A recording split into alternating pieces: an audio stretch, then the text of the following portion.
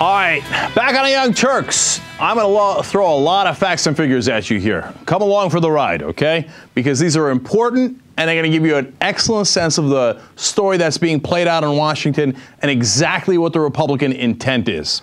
So first, we start with Republicans saying that they believe that people are not paying enough taxes. What? That's fantastic. Okay, finally we have agreement. We should have some tax hikes to get some sort of sanity, get some more revenue so we can actually balance the budget. So let's hear them out. First, Senator Marco Rubio and candidate John Huntsman both agree. They say, quote, "We don't have enough people paying taxes in this country." All right, Marco Rubio is a leading candidate for vice president for the Republicans. Huntsman's obviously running for president. Well, that's great. Not enough people paying taxes. They must agree with Warren Buffett, right? Saying the rich need to pay more.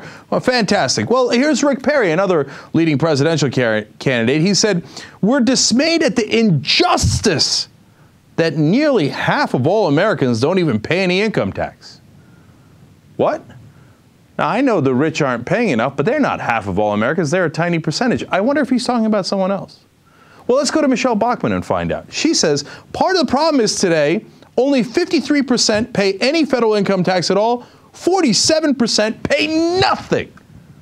Oh, I get it now. As you might suspect, this isn't about the rich. This is about making sure that the bottom 50% pay more in taxes. So Republicans are not afraid of tax increases. They want tax increases as long as it's on you, as long as it's on the bottom 50%. Once you get into the top 50% or the top 5% or the top 1%, oh, no, we can't have tax increases. Absolutely not. No, let's hit the poor the hardest. By the way, it's an absolute and utter lie that those people don't pay taxes. They pay sales tax, which is a huge portion of their income. They pay payroll tax, which is a huge portion of their income relative to rich people. So, for example, your payroll tax is 6.2% in a normal year, right? So, for a rich person, that's a tiny, because it's only applied to the first $106,000. If you're making $1 million and it's only applied to the first $106,000, it's a tiny sliver of your income.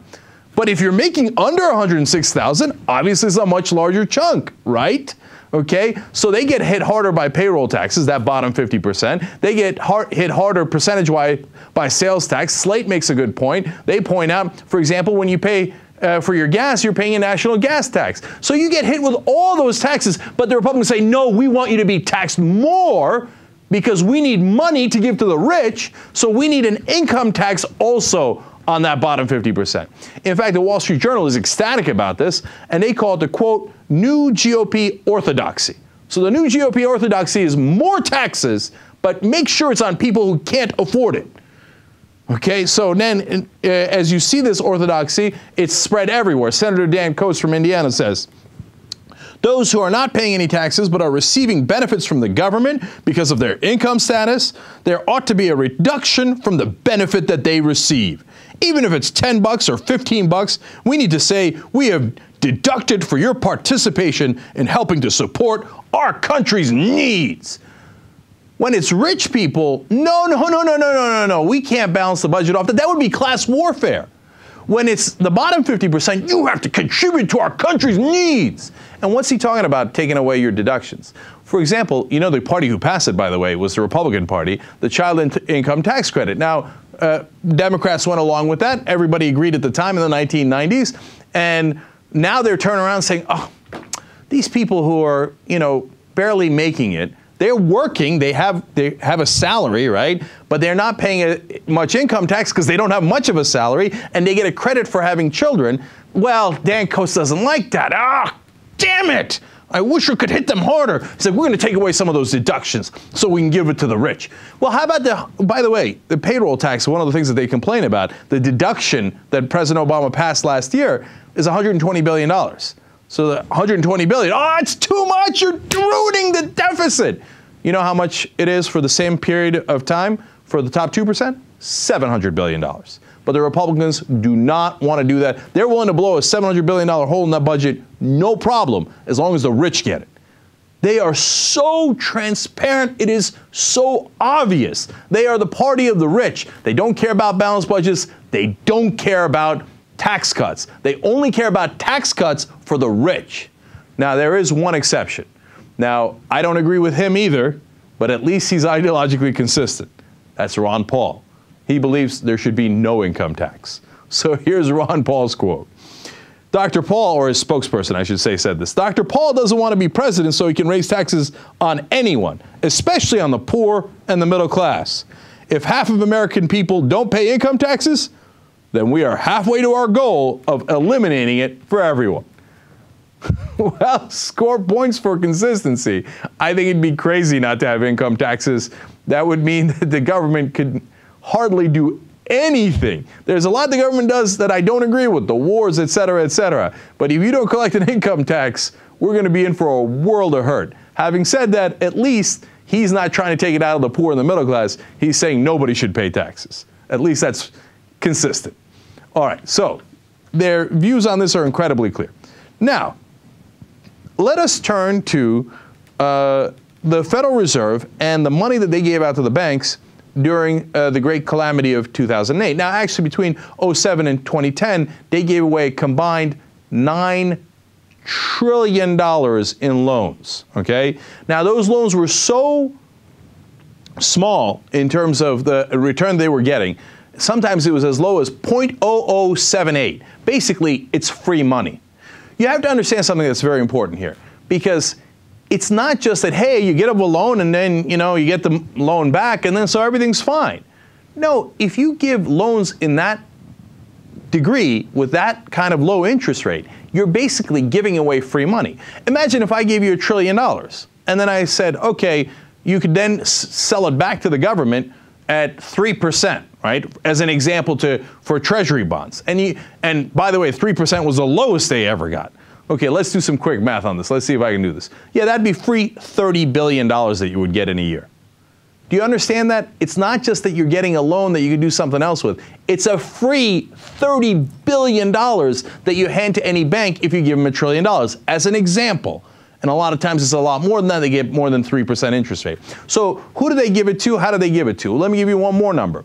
1.2 trillion is the maximum amount on December 5th of 2008 that the Fed had taken out, because they're circulating it. They loan it, they bring it back, they loan it, they get it back. But at one point, $1.2 trillion was out the door, which is nearly twice as much money as we spent on TARP. So while everybody's fighting and arguing over TARP, Federal Reserve was like, who cares, man? We don't need no stinking Congress. We don't need a Treasury Department. We just take the money and we just give it to the banks and let them make all that tremendous free money so that we can shore up the economy. So which banks got it? Take a look at this. They gave it to nearly 300 institutions, but here were some of the biggest recipients. Bank of America, $91.4 billion. Goldman Sachs, $69 billion. JP Morgan Chase, $68.6 billion. What happened? I thought Jamie Dimon was a genius and he didn't need any money. So why did he borrow over $68 billion from us? Citigroup, $99.5 billion. Morgan Stanley, $107 billion. Okay, so that's the American banks. Well, what can we do? We had to save the American economy. That's their logic, okay? Well, how about the foreign banks? We didn't give to the foreign banks, did we? I mean, that's supposed to be the Federal Reserve of the United States of America. Well, we've told you in the past, not only did we give to many foreign banks, we even gave to Gaddafi's bank. But here, take a look at how big the numbers are for some of the foreign banks. Look at this, Royal Bank of Scotland, which sounds very un-American. Not that they're against America, but they're certainly not American down in Scotland, or up in Scotland. $84.5 billion that they get. Credit Suisse Group gets $60.8 billion. Deutsche Bank, that doesn't sound very American either. That's, of course, German, gets $66 billion. So there you have it. Why are we printing money, giving it basically for free to foreign banks at insanely low rates, at insanely high amounts? Because we don't control the United States of America anymore. Multinational corporations and the top banks do. So our government represents Deutsche Bank a lot more than it represents the average American voter. By the way, what happened to us? We have over 13 million unemployed here in America, over 9% unemployment rate, 3 million homes foreclosed. Where was our bailout? Now that's a lot of people. You know what? That sounds like That's so many people that it might be too big to fail. But nonetheless, we were allowed to fail. We were allowed to go under. We were allowed to go jobless. We didn't get any of that help. The big banks, no matter where they were, they got the help because they're the ones who run the Federal Reserve. So this is all a giant joke on the rest of us. And you say, hey, you know what? People like Geithner are always making excuses. Well, we had to do it. What could we do? We had to give everything to the banks for free. Well, Dean Baker is one of the top economists and been on the program many times. Guy makes sense. Had this great quote. He said, this is the moment when you were giving that money away. This is the moment all the banks were on their backs. The Fed ran to the rescue and got nothing in return. See, that's the key part. Because Bernanke can come and say, hey, you know what, we had to do it, otherwise the whole financial system was going to collapse and all the world economies were going to collapse. Okay, so, but if you're going to give out that money, you know what you say? For example, no bonuses for you guys because you destroyed the world economy, and if I didn't lend you $100 billion, you were going to go under, and you destroyed your own banks. So the executives don't get bonuses. So the banks, when they make the money back, they don't keep it, they give it to the people that they borrowed the money from, the American people.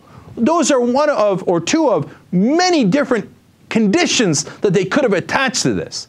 They attached none of those conditions. One of the comical things that they say is, well, then the banks wouldn't have taken it. Oh, I'm sorry. Are you holding me hostage because of your incompetence? If I would have turned to Jamie Dimon, I would have said, you loser. Here's what I got for you, okay? You either take the money and you take every single one of these conditions, including possibly breaking up your bank later because you screwed up the whole royal economy so badly, so royally, okay? If you don't take it, I go out and have a press conference and I say, hey, Jamie Dimon and John Mack and Lloyd Blankfein and all these guys who run the banks destroyed our world economy.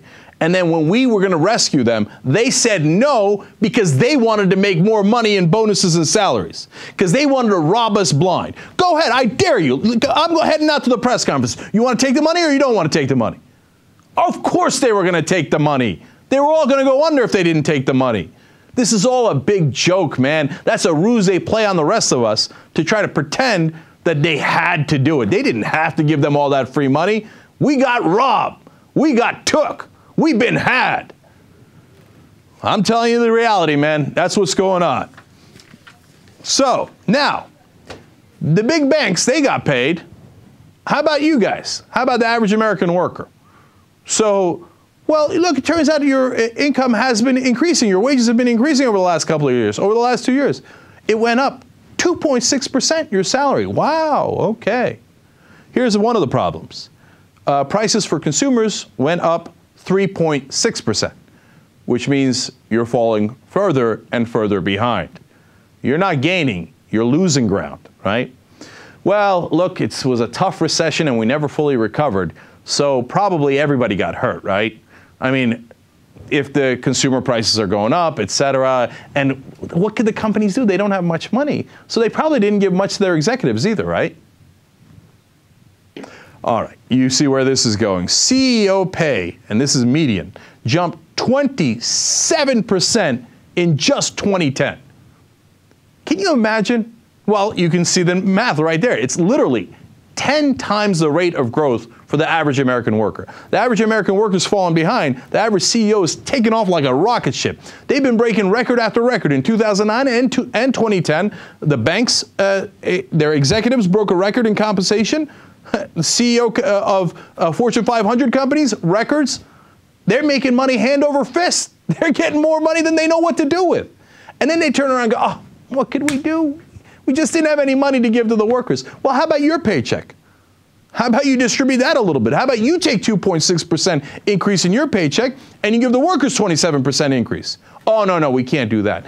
Well, by the way, one of the fun things that these companies do to justify it, they say, well, look, we're worried about the tough economic times. So if we hire a lot of people or we increase their salaries, that's a fixed cost. And we're worried that if things take a turn for the worse, we're not going to be able to cover those fixed costs. Instead, what we're doing is we're doing variable compensation, meaning we're giving out more bonuses rather than more salaries. Now, doesn't that all sound so reasonable?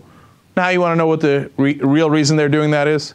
Because the average worker gets 10% of his salary in bonuses. The average executive gets 41% of his salary in bonuses, which they call a variable cost, which is totally okay. You see, we're doing well here. By the way, they're holding on to $2 trillion, the Fortune 500 companies, $2 trillion in cash. It's not like they don't have the money to spend. It's not like they can't give it to their workers. It's not like they can't hire more people. They choose not to, and they're siphoning it off and taking it mainly for the executives.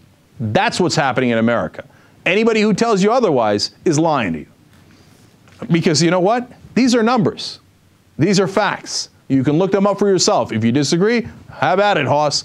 Do your own research. You'll find the same thing. The average American is getting screwed. The Republican Party loves it, and the Democratic Party snickers on the sidelines while they say, well, oh, is that what's happening? Oh, we're trying so hard. But the Republicans, they just keep making us do things. By the way, on that Federal Reserve story, most of that lending happened during the Bush administration. But you're not going to be surprised to find out when the Obama administration came in, they kept the same exact people, as you know, Tim Geithner, Ben Bernanke, who were doing that program in the first place, and they continued those loans to those top banks all the way through 2010, basically giving them free money. Enjoy. All right, now, I'm not done yet. Roll up your sleeves. I told you I was throwing numbers at you. So now we go to Paul Ryan. Well, Paul Ryan is a guy who has argued that loopholes should be closed so we can get a more fair and equitable tax system. He's the darling of the Republicans in the House. He's the one that came up with the whole budget plan. And, you know, he's trying so hard to balance that budget. So, of course, he's going to want to close those loopholes. In fact, he said, quote, "You have to remember, the people in the top tax brackets are the ones who enjoy most of the loopholes and deductions." He doesn't want that top tax bracket getting away with it. He wants to close those loopholes. Except, of course, for the ones that he has put into legislation for his own donors. I know, you're shocked. Shocked and chagrined, right? Here we go. First of all, he has received $72,000 between 1998 and 2010 from the National Wholesalers Association, which is in the business of beer. And did he do anything in return for those folks? Well, Ryan happened to co-sponsor 5 bills. What did those bills do? They cut taxes for beer brewers, reduce beer taxes to pre-1991 levels, and repeal occupational taxes relating to distilled spirits, wine, and beer. Funny, he gets $72,000 from them, and then all of a sudden he puts together 5 bills to make sure they get these tax breaks. But that was probably the only instance, right? Well, let's go to this group called the Fraternity and Sorority PAC. Well, look, Paul Ryan was in a fraternity himself. Maybe he just cares about the fraternity so much. Or could it be the $24,500 that they gave him? Well, I'm sure they got nothing in return, right? Except that Paul Ryan co-sponsored 3 bills. What do? They would have allowed college fraternities and sororities to accept tax-deductible charitable contributions for the construction of more housing. Everybody gets tax breaks. Everybody gets loopholes and subsidies as long as you donate to Paul Ryan, okay? And it's amazing how cheap these politicians are, how easily they can be bought. $24,500, and then you get a big tax break. $72,000 for the beer guys, and their tax break is in the millions upon millions. Luckily, most of these bills didn't pass. But you can see what a fraud Paul Ryan is. He's sponsoring these bills. Finally, you might be saying, hey, you know what? Maybe the guy just loves beer and he loves partying and that's why he wanted to do all this. It had nothing to do with the contributions of a specific industry. Well, how about a specific company? Well, one of his biggest donors is SC Johnson and Son. They gave him $41,092 between 98 and 2012. Again, it's from opensecrets.org. You can look it up yourself. Did they get loopholes in return? Well, maybe for the whole industry, right? Because he's, again, being principled. Well, let's find out. Here's what was in the bills. Quote, we should have subsidies for, quote, unique air freshener products assembled by SC Johnson in the United States. So the loophole was so specific that it was for this company for that product. So it wasn't like it was anything ideological. You give me money, I give you tax loophole. That's Paul Ryan, the vaunted, principled Republican genius who wants to balance budgets. By the way, that's not all. I got one more for you. Here's another one for SC Johnson.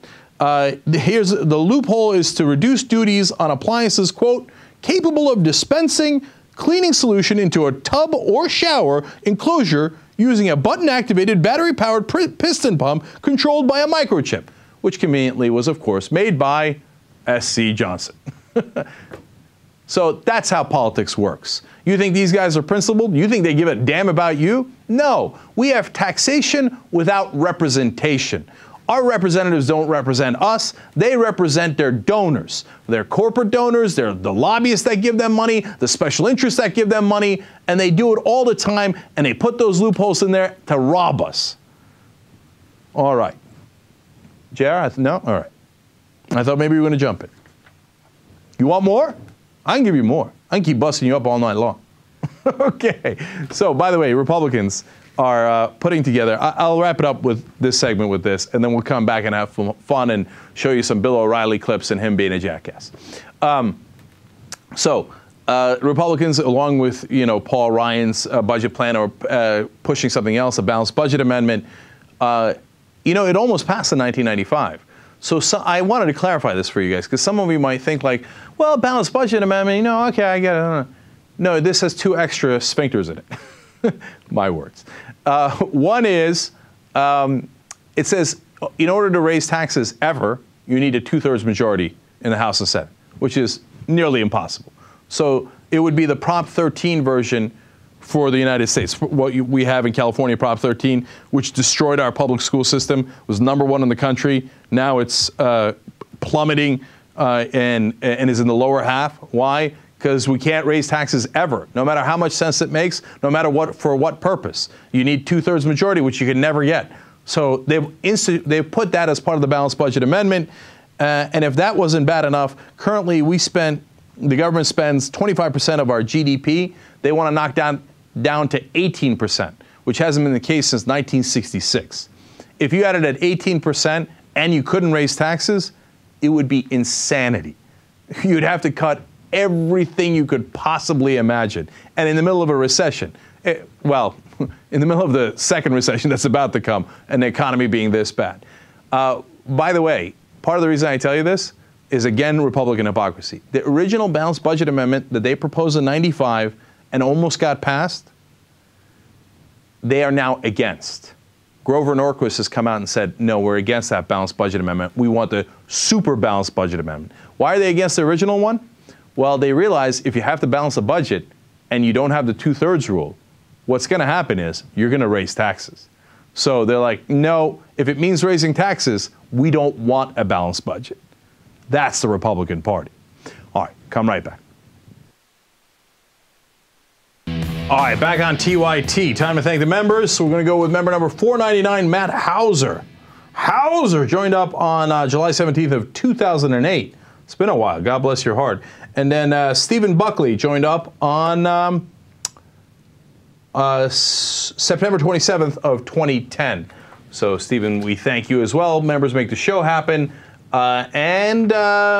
Yesterday's postgame, by the way, I thought was very substantive. It was a good postgame. I liked it. Very good discussion. It was fun. We did a lot of different topics. And I thought we made a lot of good points. We made a lot of big ones. We made a lot of little ones. Exactly. Okay. I'm sure that today's postgame will be no different. We have a great number of topics for you guys, but we got to get going here because we got a guest coming up in the last hour, by the way. Very interesting story about a gay soldier who died when Don't Ask, Don't Tell was in effect. His father's going to come on the program. Yes. It's very, very interesting. So that's at the top of the hour. All right, let's go forward. Northwestern University conducted a study that revealed that bisexuality does exist among men. Oh, congratulations. All right, everybody. If you're a bisexual guy, you're off the hook. You're off the hook. You exist. Okay, you win. You win. You exist. Okay? I love that they had to do a study on this. I know. By the way, this is the second time Northwestern has done a study looking into whether or not men can be bisexual. Mm-hmm. And, the first study that they conducted found that bisexual men do not exist. Mm-hmm. But the study had several different problems with it. They basically found their sample from online ads, and it was a lot more difficult for them to come come up with a credible result. Okay, but in this new study, what they did is they found participants that claimed that they are into both men and women, right? And then they put sensors on their nether region.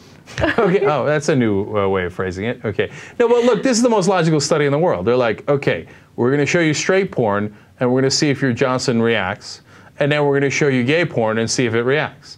And if Mr. Johnson is interested in both kinds of porn, congratulations, you're bisexual. Right. Exactly. But here's a problem with this study. And I'm not trying to argue that bisexuality doesn't exist. I think it exists, obviously, right? But it's looking into what gets someone aroused rather than what gets someone seriously emotionally involved with someone of the same sex. But I think those are two interesting issues, and I think you can say, let's say a guy's aroused by guys and girls, and he sleeps with guys and girls, but he only has relationships with girls, right? Does that mean he's not bisexual? I would argue he's definitely bisexual, right? You know, and I know, by the way, the reason why this is even a controversy, or as the English would say, controversy, is because a lot of people were under the mistaken impression that, hey, if you're a bisexual guy, come on, get real, right? You're in fact actually gay, and you just don't want to say it, or you have, you know, societal pressure, or you haven't come out fully, and like everybody, even they say within their own family, a lot of people will be like, oh, come on, dude, come on, you're with dudes, you're gay, okay? And he's like, no, I'm really into chicks. Okay, go. Right? But how is it somehow more acceptable or less taboo in our, you know, right-wing society to be bisexual versus homosexual? You know, I guess that, first of all, I think you're totally right. But I guess they think that since it's still taboo to be gay, that these guys are in some transition period where they're not being honest with themselves, right? But it turns out when you hook up sensors to their Johnson and you show them a gay and straight porn, Mr. Johnson still says, that is not the right clap. But you know what? Maybe it does. It's like, whoa, I'm into it. Okay, I meant to say, it says, I'm going to attack it. And then it says, I jump in it. Right. Okay, that makes more sense. Nonetheless, Mr. Johnson getting into the Muslim song was kind of fun, like Abdullah, la, la, la. Gay guys, la, la, la. Straight women. Okay, anyways. By the way, I'm very curious to see what your response would be to women who claim that they're straight, but then they watch woman-on-woman porn and get aroused by that. Is she considered lesbian? And my reaction to that is, I jump in bisexual? No, look. They did not test women because it's almost assumed that women are bisexual. Okay, like of course there's bisexual. Of course. They didn't even bother testing them. They're just talking about guys. But when you talk about women, if they're, you know, kind of into girl-on-girl action, but they're mainly into guys, sure, of course you can call them bisexual, but I don't really care what you call them as long as you keep calling. Oh, God, you're so cheesy. So cheesy. Abdullah. By the way, did you end up watching that Jersey Shore episode? Yes. Did you like it? It was fascinating. Yes, you got the character wrong, but... Yeah. I know. It wasn't Vinny at all. It was Vinny. Oh, it was Vinny. Oh, whatever. Fail. Who cares? I watched one episode of Jersey Shore. Anyway. I got the... Okay, look, last thing on the bisexual man. I'm still... Actually, the thing that I was most interested about this study is that it characterized men as like straight, gay, or bisexual. Because I'm a big believer in the spectrum theory, that, you know, that you go along the spectrum, right? So I'm curious as to what point your penis twitches. No, but Do you see what I'm saying? Okay, like, let's say you're 20% bisexual, whatever the hell that means, right? And they show you the gay porn, is it like, Do you see what I'm saying? First of all, JR, you got to cut that out for the soundboard. I'm curious to see at what point what point does your penis twitch? That's I'm curious. It's a little questionable. Okay, I'm glad. Not that I'm bi-curious. I'm just curious. You're just curious. Okay. But that's the thing. You can't put sexuality in a box, right? And with men, for some reason, that's funny. What we wanted. I think that's exactly where you put it, in a box. Calm down. Anyway. You know what I mean. Yeah. But like, why is it that with men, you know, you don't look at their sexuality as something that's on a spectrum? Most people look at it as you're either gay or straight, or maybe bisexual. Some people buy into bisexual, right, or believe in bisexual. But it's ridiculous. You can't really put it into a box. And yeah, I'm curious to see when the penis twitches as well.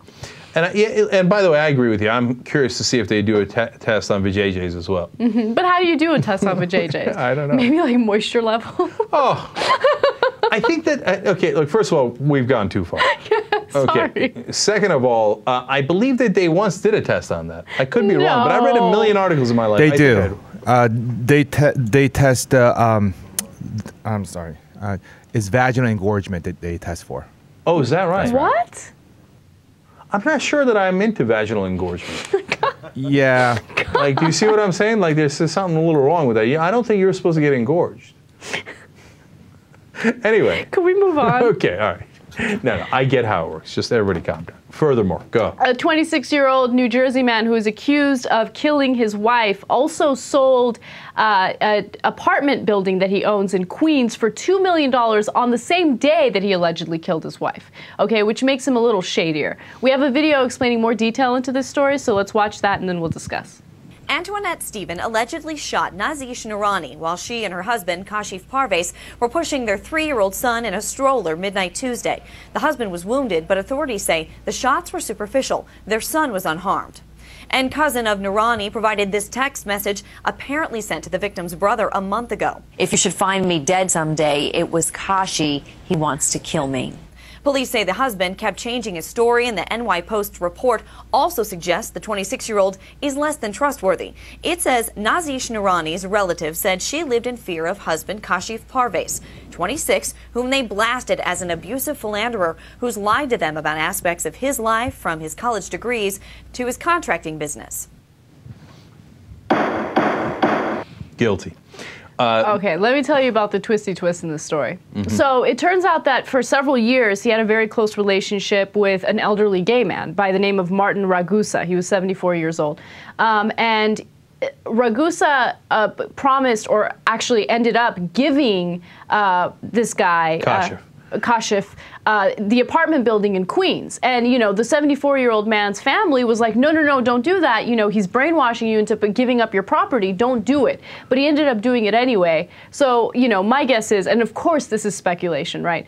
You know, he had this apartment building in Queens. He sold the apartment building. He had his lover kill his wife and, you know, superficially wound him.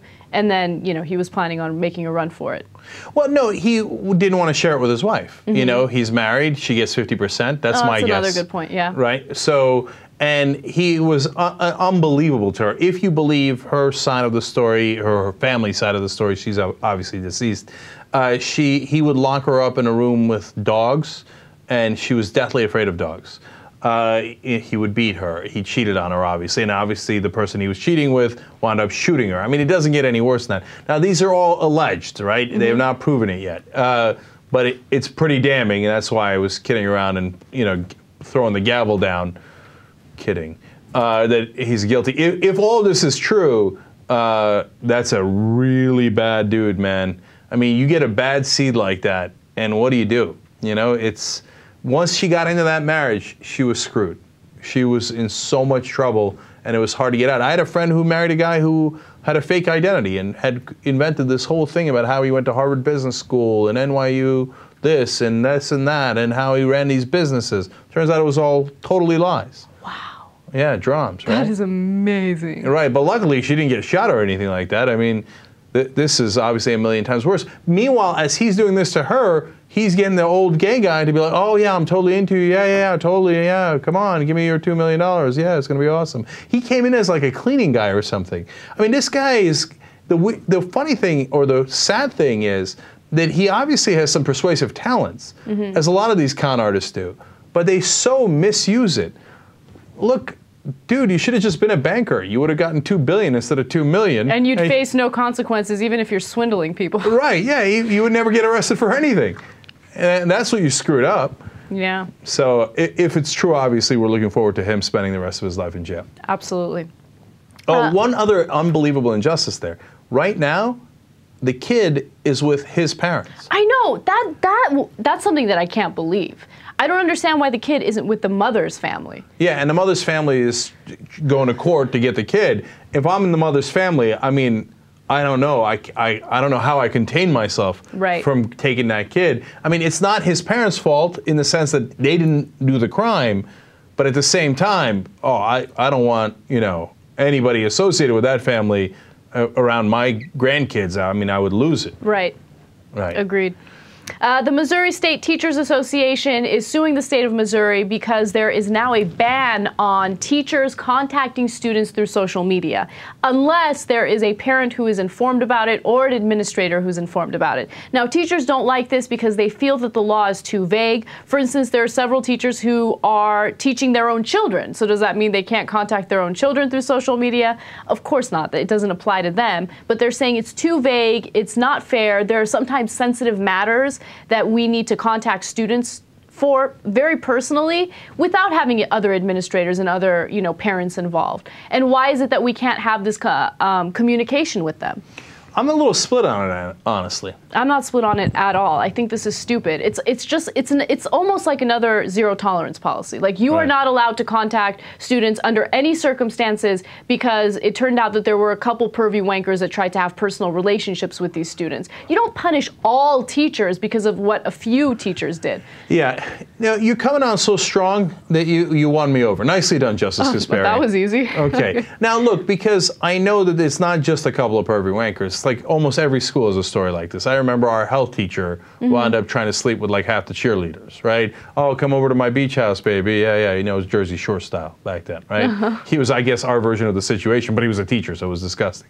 So anyway, so I'm a little worried, and I get why they want to do this. I understand their motivation is to making sure that if you have a secret communication, God knows what's going on, right? But at the same time, I think overall you're right that it treats everyone like they're guilty.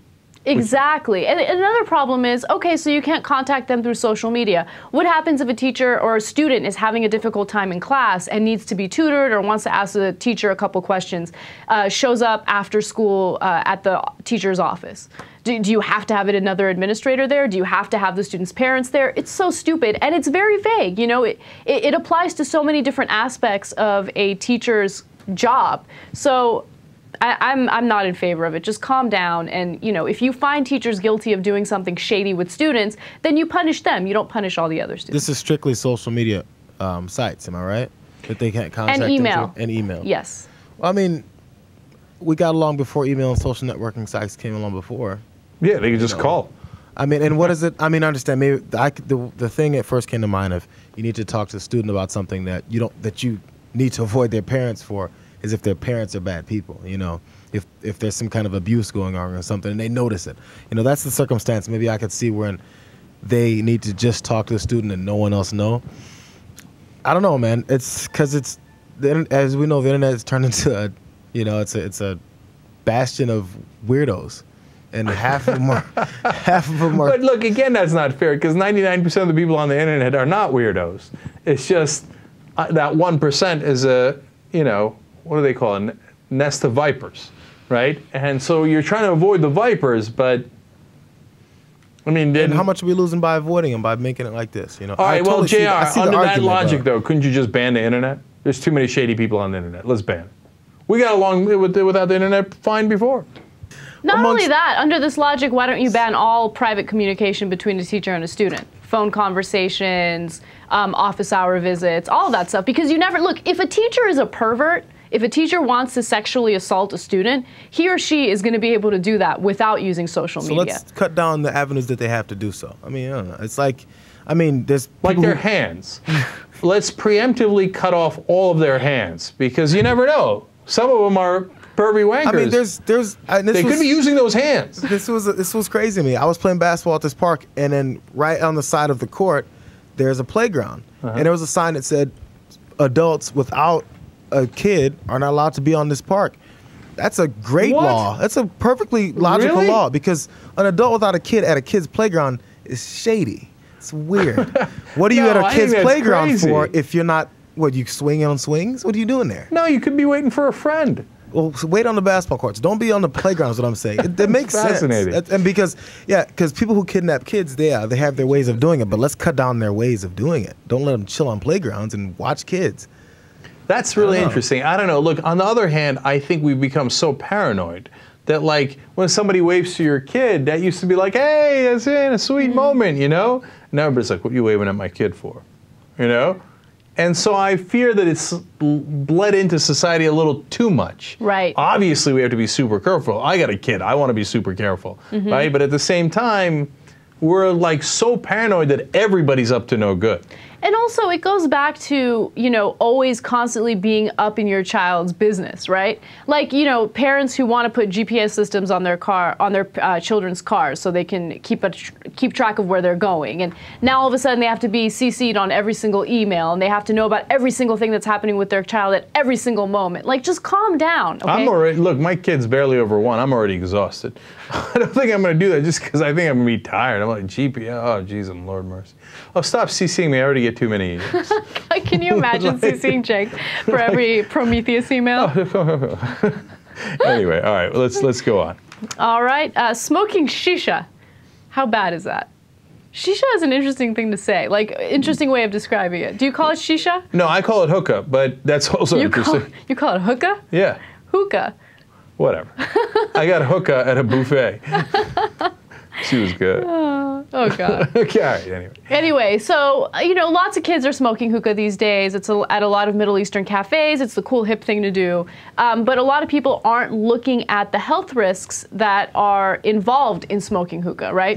And some health experts are saying that smoking hookah is the equivalent of smoking 200 cigarettes. Yeah, not buying it. Yeah, I don't buy that either. No way. 200 cigarettes? Look, does it cause you harm because there's tobacco in it? Of course. That's very obvious, and like what? Like magically that tobacco doesn't harm you? But 200 cigarettes? No, not buying that at all.